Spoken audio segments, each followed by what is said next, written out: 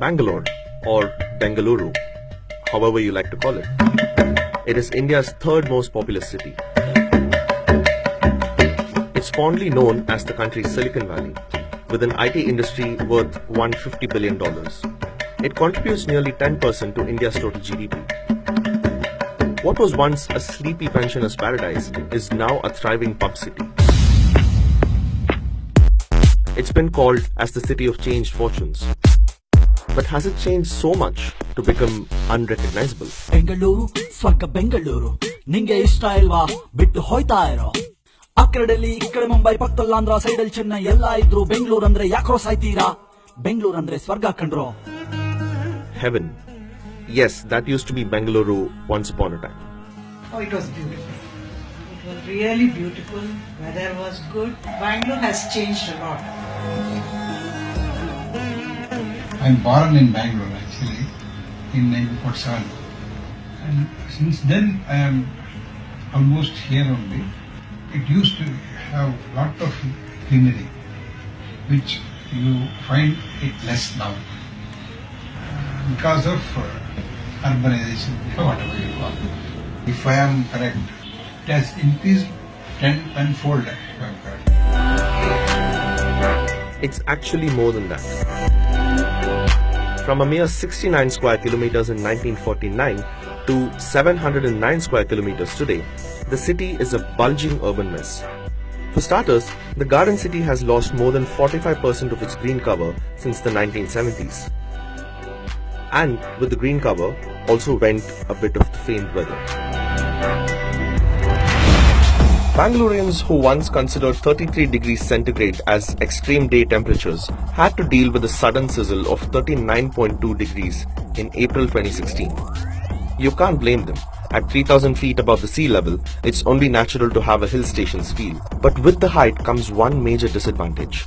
All the rainfall you get in a year flows downhill. Which is why the city's founder Kempegowda dug its first lake in the 16th century. By 1986, Bangalore had an astounding 389 lakes. Today, satellite imagery shows that there are only 18 left, and not all of them are in top shape. Although some lakes are being revived by communities, the after effects are clearly visible. Bangalore experienced flash floods in July 2016, which has become a norm with almost every other Indian metro these days. But it has to do with more than unplanned expansions. It seems as though, after independence, Bangalore's urban planners deliberately ignored the purpose of its more than 200-year-old stormwater drains.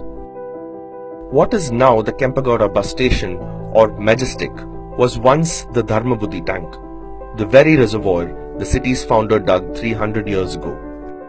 The Kantirava Stadium that was completed in 1997 was built on the Sampige tank. More recently, residential layouts in Koramangala, Domlur and Marenhalli were all constructed upon essential water bodies. It definitely has developed, but then again it depends on what we define as development. While yes, I completely agree that our standard of living has increased, it's probably better, yes, I completely agree.